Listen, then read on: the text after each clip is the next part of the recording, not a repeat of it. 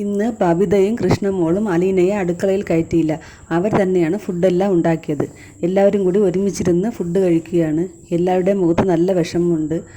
അലീനയെ ഒരുക്കാൻ വേണ്ടിയിട്ട് കൃഷ്ണമോളും ബബിതയും കൂടി വരികയാണ്. അവർ രണ്ടുപേരും കൂടി അലീനയെ ഒരുക്കി സുന്ദരിയാക്കി. അലീനയെ കാണാൻ ഒരു മാലാഖയെ പോലുണ്ട്. എന്തു ഭംഗിയാണ് അലീനയ്ക്ക്! ആരും കണ്ണുവയ്ക്കുന്ന സൗന്ദര്യം. കണ്ടാലും മതി വരുന്നില്ല ഇന്ന് അലീനയെ കണ്ടിട്ട്. എന്നും അലീനയെ ഒരു സാദാ ചുരിദാറിലല്ലേ നമ്മൾ കണ്ടിട്ടുള്ളൂ, ഒരു കറുത്ത ഷോൾ അല്ലെങ്കിൽ ഒരു വെള്ള ഷോൾ.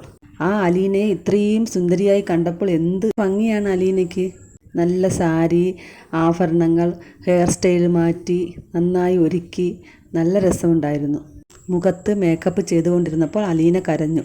അപ്പോൾ ബബിത പോവുകയാണ്. ബബിത പറഞ്ഞു, എല്ലാം നശിപ്പിച്ചു, ഞാൻ പോകുന്നു എന്ന് പറഞ്ഞിട്ട് അവൾ ആരും കാണാതെ കണ്ണീർ തുടച്ചിട്ട് പോവുകയാണ്. ബബിതയ്ക്ക് നല്ല വിഷമമുണ്ട്, പക്ഷേ അവൾ അത് പുറത്ത് കാണിക്കില്ല. അവൾക്കത് അറിയില്ല. അലീന റെഡിയായി പുറത്തു വന്നപ്പോൾ ബാലചന്ദ്ര മേനോൻ സന്തോഷത്തോടുകൂടി പറയുകയാണ്, ഞാൻ ഇങ്ങനെ തന്നെയാണ് നിന്നെ ഇവിടുന്ന് പറഞ്ഞയക്കാൻ വിചാരിച്ചിരുന്നത്. പക്ഷേ സമയവും സന്ദർഭവും ഇതല്ലായിരുന്നു.